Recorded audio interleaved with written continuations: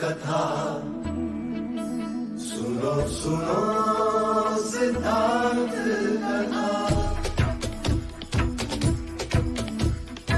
सत्य कथा पुरुषार्थ कथा सुनो सुनो सिद्धार्थ कथा। चढ़ते सूरज सा तेजवान वो कीर्तिमान, हुंकार भरे जब कूच करे, थर थर कांपे आसमान। वो राजपुत्र वो शूरवीर, पर्वत को भेद दे उसके तीर, शांति का स्रोत करुणा की धार, निर्झर झरे मन से अपार।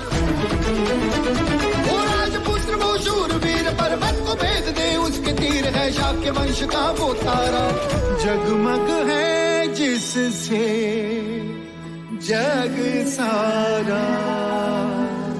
सत्य कथा पुरुषार्थ कथा सुनो सुनो सिद्धार्थ कथा। इस आयु तक मैं आपकी बनाई सीमाओं के बंधनों में बंधा रहा हूं, कभी आपकी आज्ञा का उल्लंघन नहीं किया। पिताजी, मैं अब केवल आपका पुत्र नहीं, आप मुझे शाक्यों का राजा बनाने जा रहे हैं। इसीलिए मैं आपसे आज एक प्रश्न पूछता हूं, क्या परानुभव से स्वानुभव का मूल्य अधिक नहीं होता?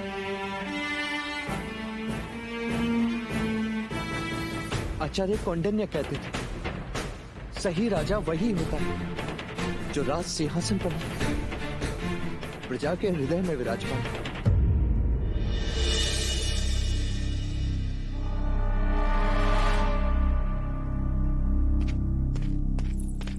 सिद्धार्थ,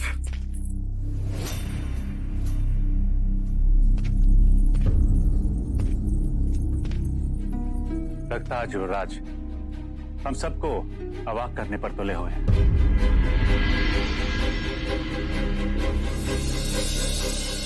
भाई महाराज, अब युवराज को अनुमति दे ही दीजिए।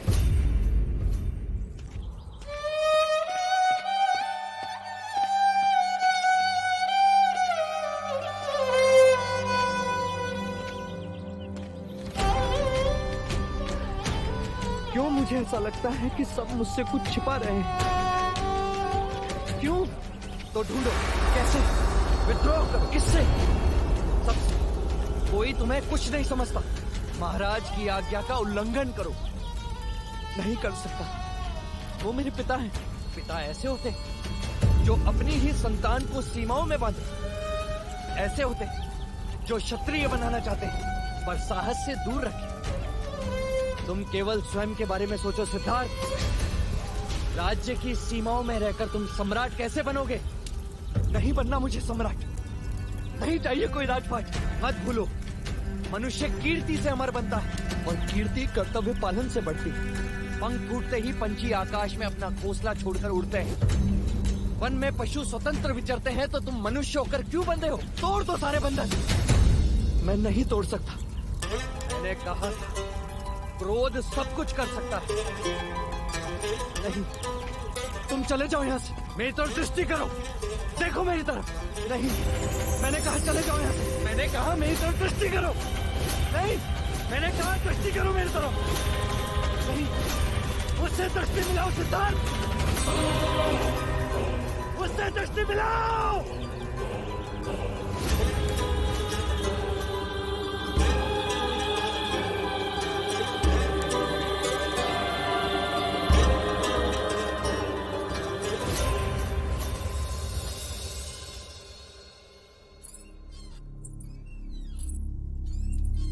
पिताजी, एक बात कहूं?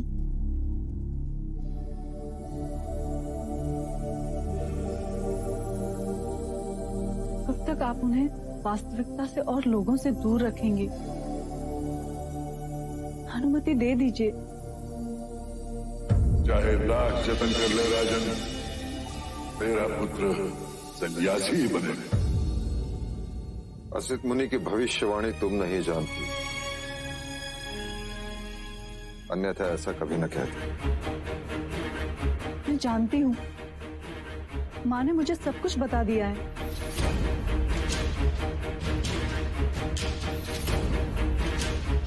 तो अब तुम ही मार्ग सुझाओ, क्या करें?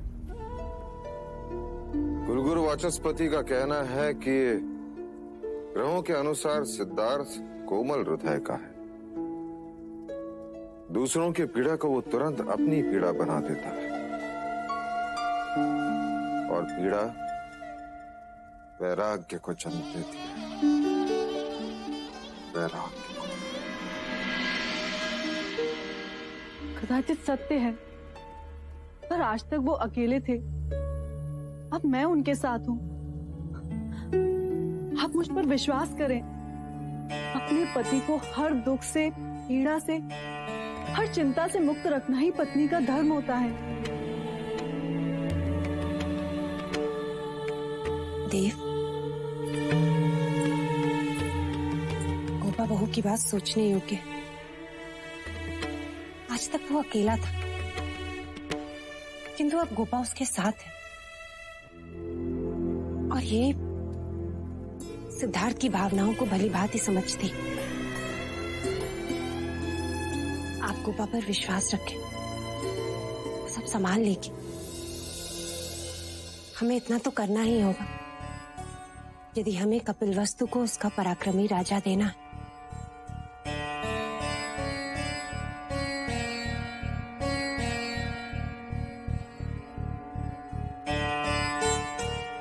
ठीक है बहू, मैं तुम पर विश्वास करता हूं। मैं तुम्हें और युवराज को भ्रमण की स्वीकृति देता हूं।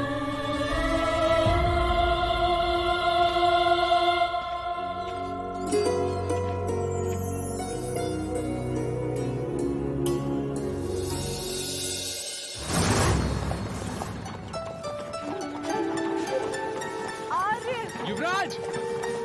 आर्य! चन्ना! हाँ? रथ रोको।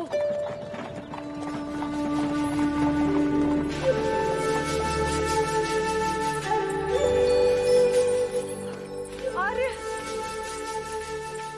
आर्य! आर्य!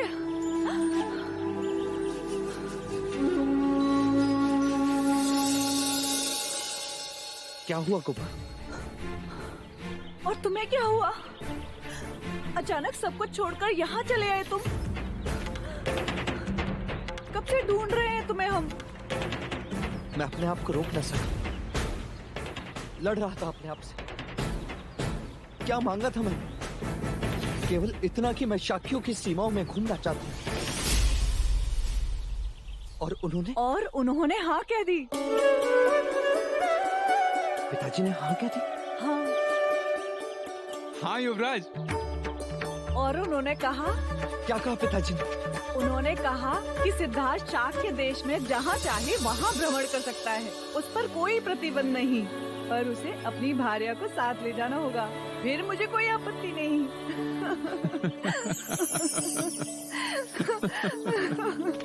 उपहास कर रही हूँ मुझसे? नहीं, सच कह रही हूँ।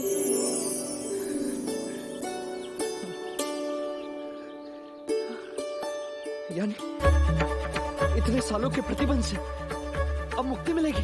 हाँ युवराज। हाँ चलो।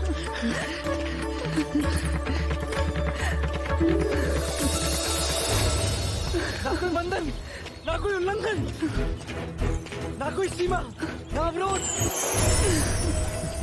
यानी क्षितिज के उस पार दृष्टि पहुंचे वहां एक लंबा मार्ग, इसका कोई मोड़ नहीं। अपनी इच्छा के रथ पर सवारी निरंकुश। क्या हुआ युवराज? हवाएं बदल गई गोपा, हवाएं बदल गई। चलो।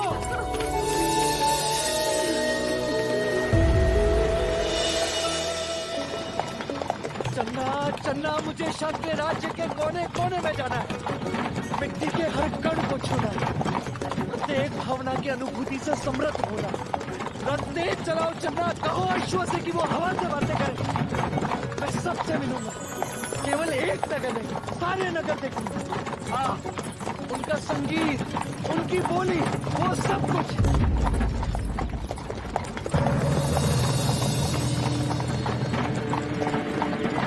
मैं तो ये संदेश देने आई थी कि हल्दी लगाने के बाद आपको महल के बाहर जाना मना है। चन्ना रख लो। क्या हुआ गोपा? कहाँ जा रही हो? सुनो,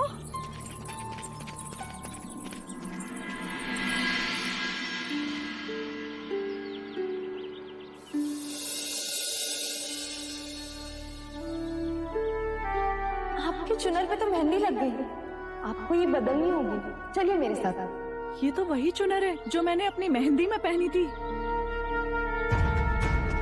तुम्हें ये चुनर कहाँ से मिली? ये तो मेरी है। क्यों असत्य कह रही हो? नहीं नहीं, वो दूर एक झोपड़े का घर है, जला हुआ। ये चुनर मुझे वही साड़ियों से मिली, फटी हुई थी तो सी थी, और उससे अधिक मैं कुछ भी नहीं जानती।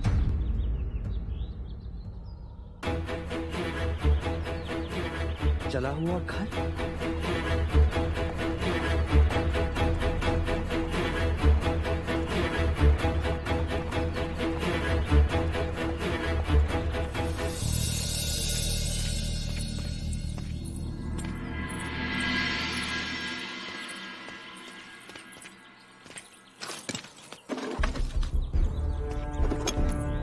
यह तो केवल राख का ढेर है युवराज। यहाँ क्या मिलेगा? कुछ तो होगा, नहीं तो इतनी दूर चूनर कैसे मिलती? अर्थात कंचनी यहाँ आई है। ये तो केवल कल्पना है युवराज। आचार्य कौंडिन्य कहते थे कि प्रश्नों के उत्तर ढूंढने वाला ही भेद तक पहुंचता है। पर यहाँ आपके प्रश्न का उत्तर देने वाला कोई नहीं है आर्य, इस राख के सिवा। और राख बोलती नहीं। चले, महल में सब चिंतित होंगे। युवराज,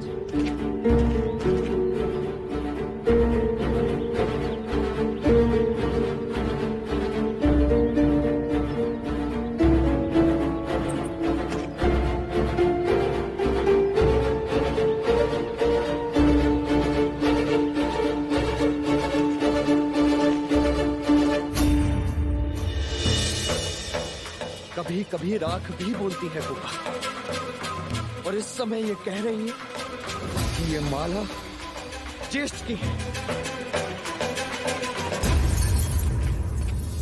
ज्येष्ठ! ज्येष्ठ! ज्येष्ठ कहाँ है? काम का कहाँ है ज्येष्ठ? ज्येष्ठ! क्या हुआ? चिल्ला क्यों रहे हो तुम? क्या है ये? मैंने पूछा क्या है ये? क्या हुआ युवराज? क्या ये तुम्हारी माला का टुकड़ा नहीं? हाँ है। तो अर्थात तुम जानते हो कंचनी कहाँ है? तुम्हें कंचनी का पता है।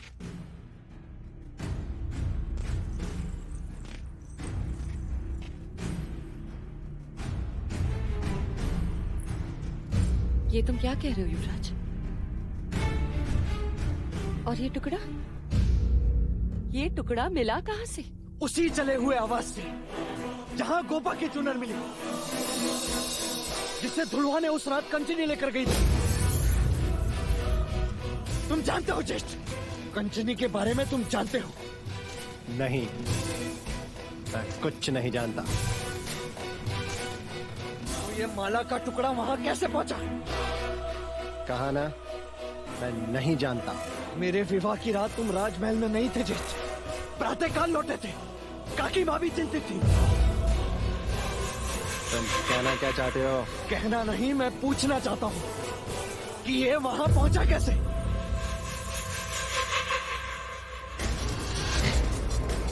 कहीं ऐसा तो नहीं कि तुमने कंचनी के साथ फिर से जबरदस्ती की और उसके मना करने पर तुमने उसके प्राण ले लिए?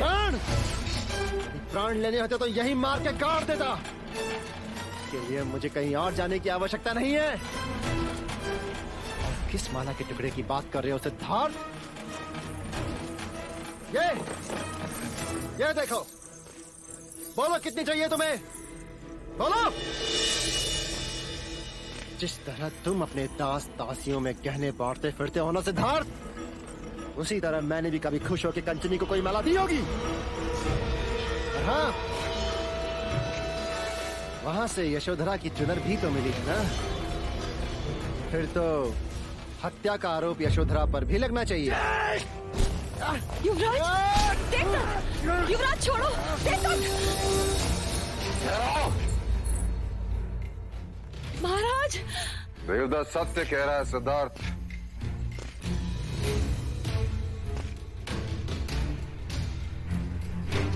उस गणिका को देवदत्त ने नहीं मारा।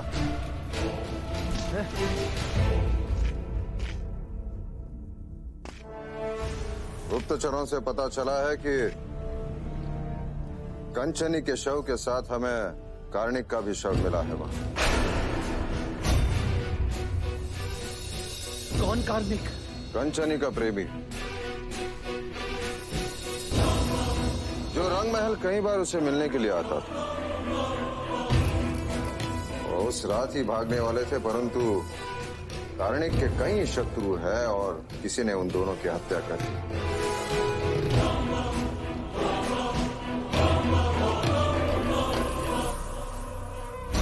देख लीजिए महाराज, देख लीजिए, मेरा देवदत्त कितना भी बुरा हो, परंतु किसी की हत्या नहीं कर सकता। और तुमने आज अपने ज्येष्ठ को हत्यारा भी बना दिया। क्षमा करना मंगला। सिद्धार्थ, अपने ज्येष्ठा से क्षमा मांगो।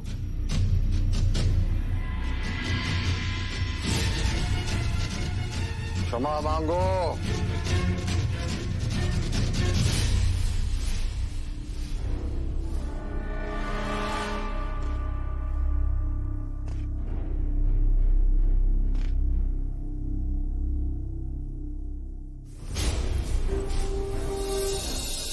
क्यों मुझे अभी भी लग रहा है कि तुम अपराधी हो? अब तुम तो क्या सिद्धार्थ, स्वयं ईश्वर भी प्रमाणित नहीं कर सकता कि मैंने कंचनी के प्राण लिए हैं। इसकी आवश्यकता नहीं है सिद्धार्थ, पर एक बात हमेशा याद रखना कि मैं तुम्हारा ज्येष्ठ हूं। ज्येष्ठ, समझे?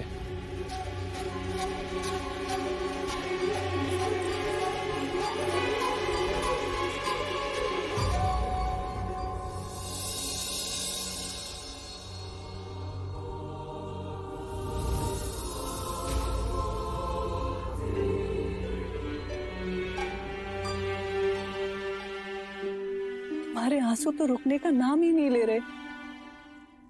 ऐसा ही होता है कोपा, जब मन में ग्लानि होती है, पीड़ा होती है, मन संघर्ष करता है, तब मेरी आंखों से आंसू नहीं रुकते। पहले भी कहा था और आज भी कह रही हूं आर्य कि जीवन को इतनी गंभीरता से ना लो कि वो बोझ लगे। बोझ कहो या कष्ट, मेरे लिए तो एक ही है। ऐसा मेरे साथ ही क्यों होता है? हर जगह संघर्ष। संघ राज्य में विचारों का संघर्ष, ज्येष्ठ के साथ आदर्श का संघर्ष, पिता के साथ सीमाएं तोड़ने का संघर्ष, युद्ध के डर का संघर्ष, मृत्यु के भय का संघर्ष। और इन्हीं संघर्षों के कारण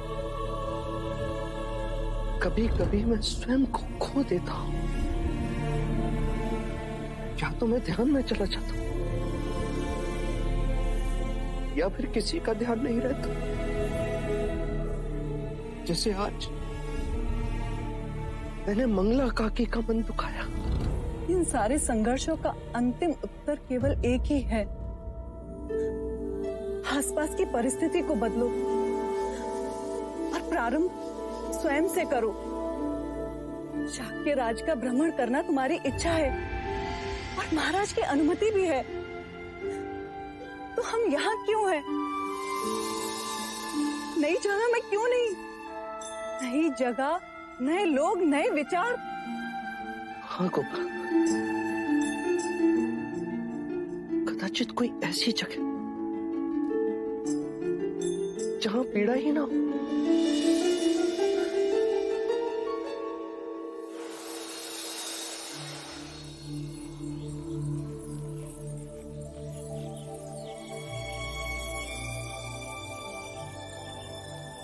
आज्ञा पिताजी, आपकी अनुमति ही मेरा आशीर्वाद है। आज्ञा, आपकी कही हर बात का ध्यान रहेगा मुझे। उन्हें प्रसन्न रखने के प्रयत्न में कोई कमी ना होगी। पर आप भी मुझे एक वचन दीजिए कि आप हमारी चिंता नहीं करेंगी। नहीं करूंगी।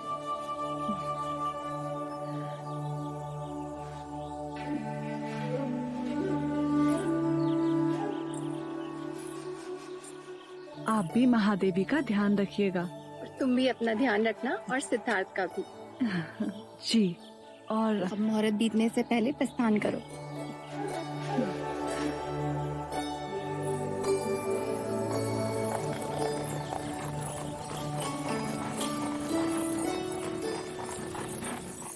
जी भाई महाराज। सिद्धार्थ की यात्रा के आयोजन में कोई कमी तो नहीं? नहीं भाई महाराज, कुछ सैनिक पहले ही भेजे गए हैं, कुछ सेवा के लिए साथ जाएंगे और कुछ रक्षक गुप्त वेश में साथ होते हुए भी साथ नहीं होंगे। युवराज की यात्रा निर्विघ्न पूरी होगी।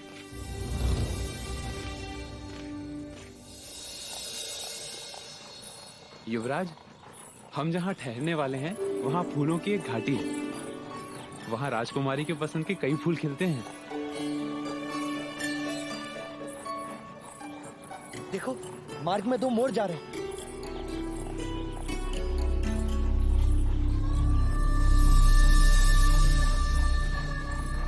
रथ रोको चलना।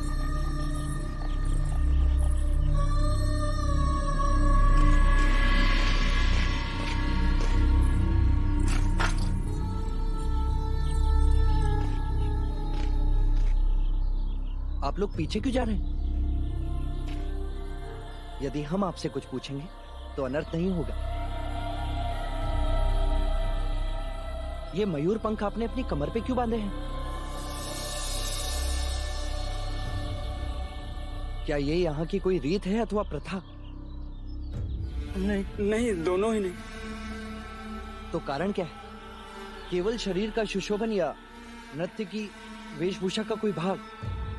ना युवराज, ये ना शरीर सुशोभन है और ना ही किसी नृत्य के लिए वेशभूषा। हम अधम वर्ण से हैं। युवराज वर्ण भेद को नहीं मानते, बिना संकोच के कहो। यहाँ का नियम है युवराज, हमारे छूने से मिट्टी अपवित्र हो जाती है। हमारे पचिन्हों पर ब्राह्मणों और क्षत्रियों के पद न पड़े, इसलिए हमें अपने पदचिन्ह मिटाने पड़ते हैं। इसीलिए प्रत्येक शूद्र अपनी कटी पर ये मयूर पंख बांधते हैं।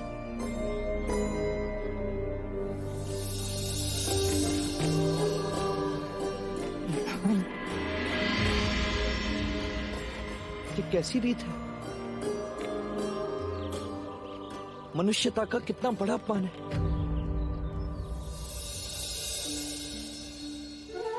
क्षमा करें युवराज, अब हमें जाना होगा, अन्यथा विलंब होने के कारण हमें कोड़े की मार खानी पड़ेगी।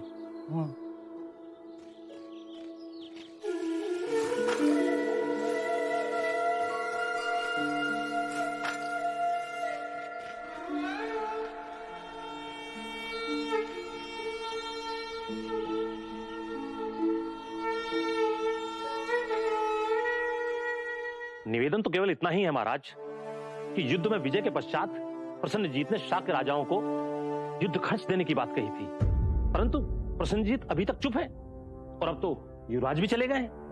युद्ध में हथियारों के निर्माण में हमारे राजकोष को भारी हानि पहुंची है महाराज, और अब तो स्थिति यह है कि राजकोष में आपातकाल के लिए भी धन नहीं बचा। आप चिंता न करें, आप मंत्री उदयन से मिलकर आवश्यक धन राजकोष से ले ले। युवराज सिद्धार्थ आते ही हम प्रसन्नजीत से बात करेंगे। एक प्रश्न है महाराज शुद्धोधन, यदि प्रसन्नजीत ने युद्ध खर्च देने से मना कर दिया तो हम महाकौशल से बात करेंगे। वो न्याय प्रिय राजा है और प्रसन्नजीत उनकी बात टाल नहीं सकता।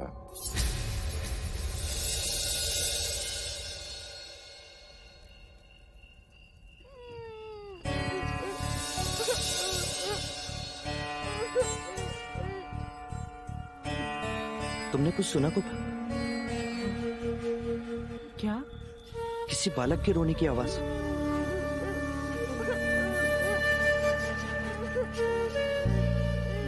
हाँ, सुनो, देखो तो वहां कौन रो रहा है।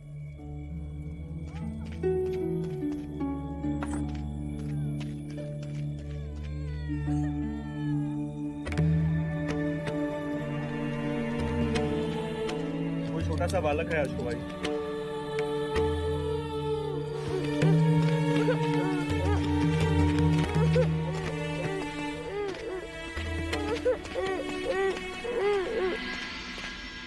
क्या हुआ? कौन हो तुम और क्यों रो रहे हो? क्या नाम है तुम्हारा? मैं दारुण, हमारा भाई है ना भाई, इतना बड़ा। हाँ, क्या हुआ तुम्हारे भाई को? उसे राज के सैनिक ले गए। सैनिक? सैनिक क्यों ले गए उसे? उसे काला जुआर था।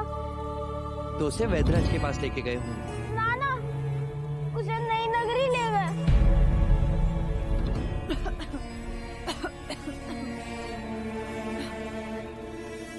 नई नगरी? युवराज को नई नगरी के बारे में ज्ञात हो गया तो अनर्थ हो जाएगा। लगता है डर गया होगा। हमें शीघ्र ही इसके माता पिता के पास जाना चाहिए। आपका घर कहाँ है? उधर। क्या तुम चलोगे? हाँ हाँ, क्यों नहीं, अवश्य। परंतु इस अंधेरे में अनजान जंगल से जाना उचित न होगा युवराज।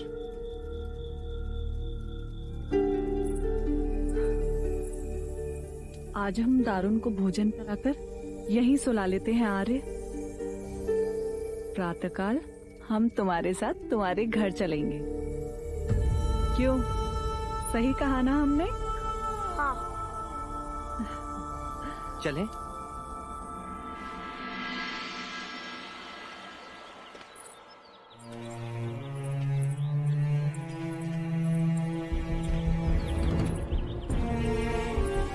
आइए ना महाराज, आइए।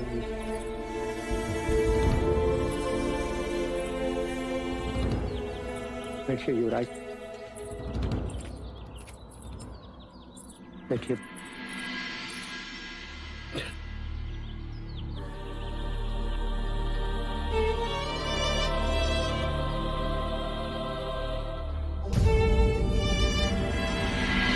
खाने में जो था तो आपको दे दिया है युवराज।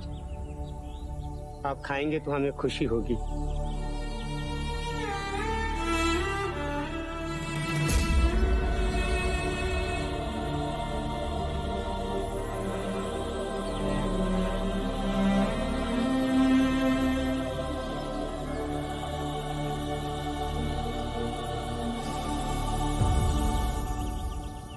आपका पूरा परिवार इतने चावल में कैसे निर्वाह कर लेता है? क्या करें युवराज, दिन भर परिश्रम करके इससे अधिक नहीं जोड़ पाते। तो गांव वाले अच्छे हैं जो हमेशा एक दूसरे की सहायता कर देते हैं, लेकिन वो भी क्या करें। युद्ध जो हुआ था उनके भी हाथ बंधे हैं।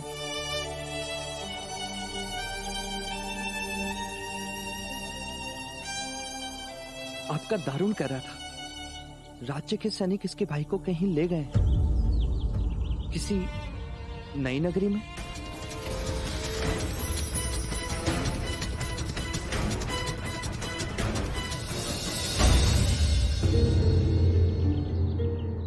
नई नगरी? नहीं युवराज, अर्थात आरोग्य धाम।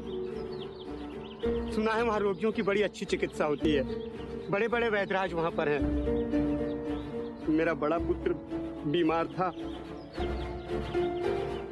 तो संबंधी के घर आरोग्य धाम इलाज के लिए भेज दिया था युवराज। ये अपने भाई से बड़ा स्नेह करता है, इसीलिए रोता है। आपने कुछ खाया नहीं युवराज?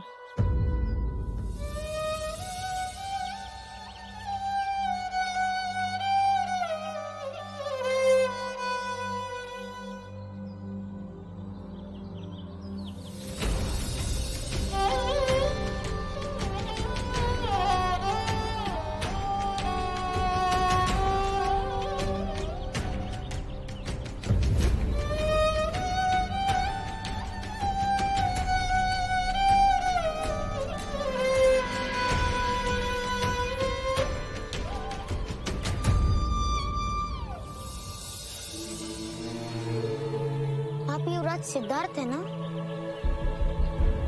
हाँ। मैंने सुना है कि आप सब कुछ कर सकते हैं। हाँ, कदाचित मैं अवश्य प्रयत्न करूंगा।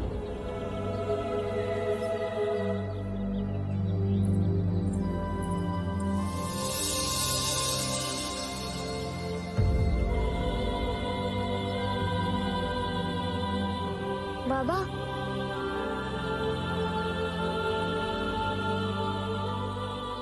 वो युवराज थे। नहीं, ईश्वर।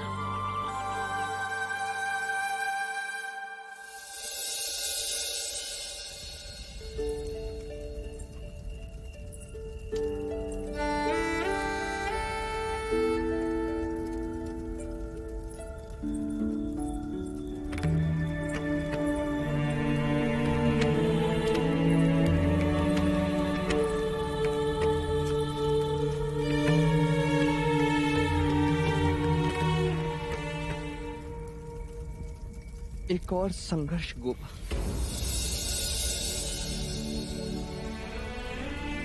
एक मनुष्य इतना गरीब कि उसको पेट भरने के लिए चावल का एक दाना नहीं, और एक मनुष्य इतना धनी कि यज्ञ में ब्राह्मणों को सोने का दान दे और पशुओं की बलि चढ़ाए। इतनी विषमता क्यों?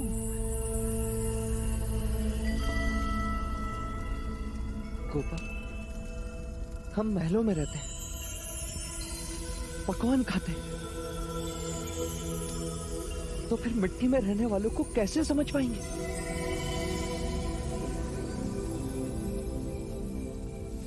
मां कहती है कि ईश्वर कण कण में बसा है,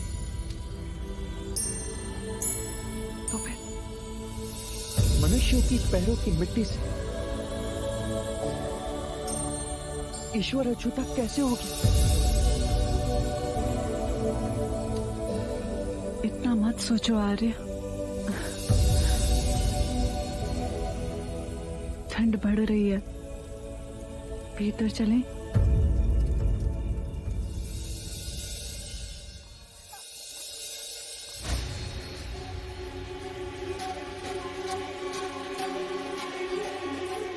राजकुमारी, युवराज को ये पिला दीजिए, उनकी ठंड दूर हो जाएगी। मना किया था कि ठंडे पानी से संध्या में स्नान ना करें, पर युवराज माने ही नहीं। अब औषधि के साथ साथ दाने क्यों पिला रही हो गोपा? राजकुमारी, आप चिंता ना करें। जब ऋतु बदलती है, उसके बदलाव से हर किसी को ठंड लगती है, फिर शरीर को उसकी आदत हो जाती है। और वैसे भी युवराज पहली बार ऐसे शीत प्रदेश में आए हैं,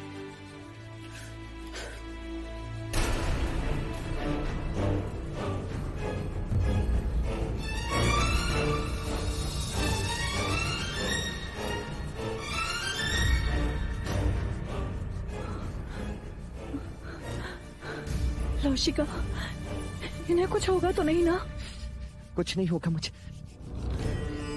यदि कुछ हुआ भी तो हम भी नई नगरी चलेंगे। दारुण के पिता कह रहे थे ना कि वहां सबकी चिकित्सा होती, बड़े बड़े वैद्यराज हैं।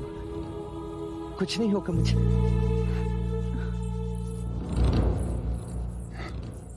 राजकुमारी, युवराज के नाखून और नीले पड़ते जा रहे हैं। अब जो करना है वो आप ही को करना है। ऐसी परिस्थिति में देह अग्नि ही अंतिम उपचार है।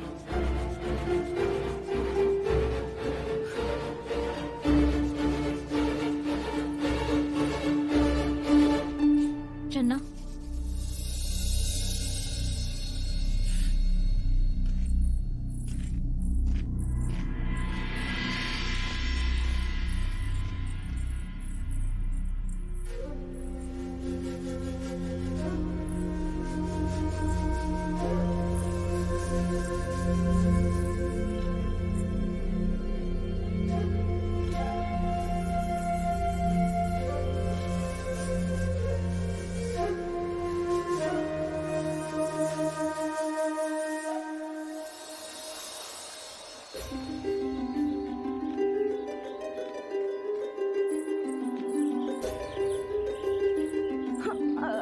ठहरो, कहाँ जा रहे हो? हमें युवराज से मिलना है। वो नहीं मिल सकते। उन्होंने कहा था कि वो मेरी बात सुनेंगे। कहा ना कि नहीं मिल सकते, क्यों हट कर रहे हो? पुत्र, वो लोग कुछ दिनों के लिए बाहर गए हुए हैं, तुम भी कुछ दिनों के पश्चात आ जाना। हाँ, जाओ। सुनो, ये बालक दोबारा कभी भी युवराज से न मिलने पाए और ना ही इसका कोई समाचार। जैसा आपका आदेश। ये बालक युवराज के सामने नई नगरी की बातें करता है और अगर युवराज आरोग्य धाम पहुंच गए तो हम प्राण से गए समझो।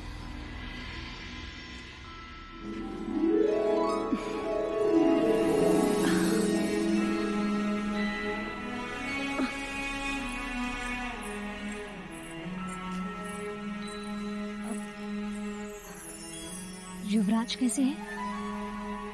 कुछ आराम हुआ? हाँ, वो तो प्रातःकाल होते ही सूर्योदय देखने भी चले गए। अर्थात देह अग्नि का उपचार सार्थक निकला।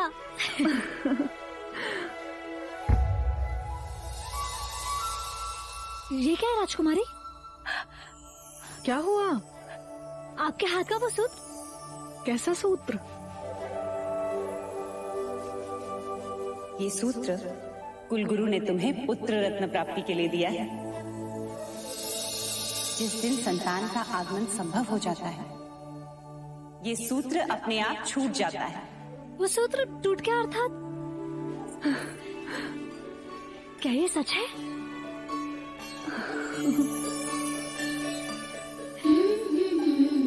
क्या युवराज सिद्धार्थ इस बात से ज्ञात है? तो कब बताएंगी? मैं नहीं कह पाऊंगी। महादेवी से कहूंगी, वही बताएंगी। ठीक सोचा। लौशिका जी,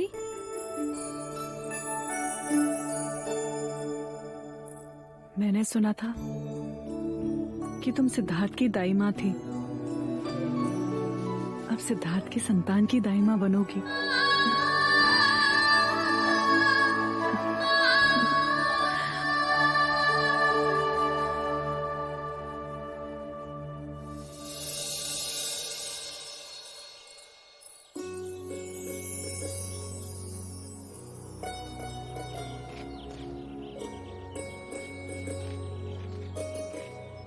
चलो कुपा, चन्ना आज हमें सामने वाले बर्फ के पर्वत के पास ले जा रहा है। पर आज हम मंदिर जाना चाहते हैं युवराज।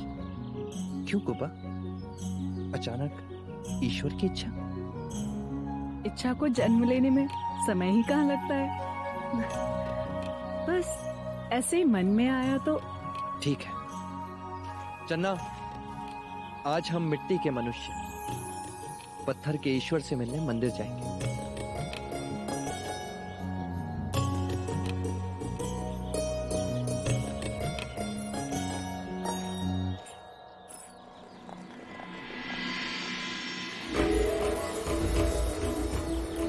तुम नहीं बताना चाहती तो ठीक है, परंतु कोई बात अवश्य है जो तुम्हारा चेहरा खुशी से चमक रहा है।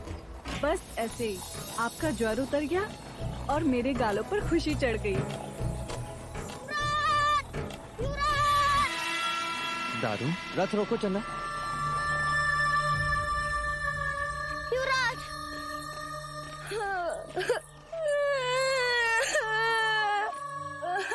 क्या हुआ दारू? क्यों इतना रो रही हो? हमारा भाई है ना, भाई बड़ा कल रात वापस आ गया था। हम सबसे बातें भी कर रहा था और आज सुबह से कुछ ही नहीं बोल रहा है। उसे सब नदी किनारे ले गए। सुनो, इस समय तुम अपने भाई के पास जाओ तारू। युवराज मंदिर जाकर अवश्य तुम्हारे घर आएंगे। नहीं युवराज, आप चलिए ना। तारुण, हमें पहाड़ी वाले मंदिर जाना है, देर हो जाएगी। नहीं युवराज, आप चलिए।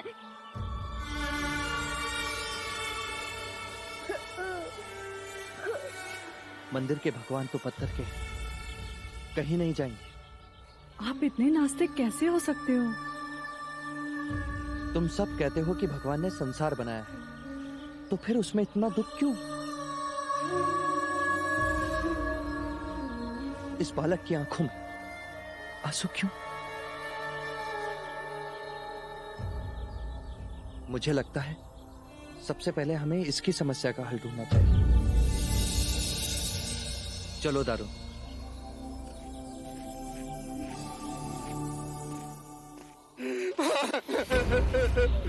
चलो, सबको जल्दी से उठाओ और पानी में बहा दो। तुम लोग जानते हो कि महाराज का आदेश क्या है?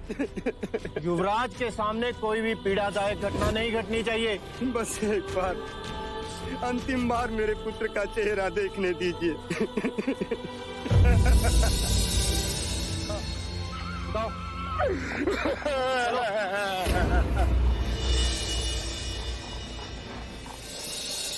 रुक जाइए।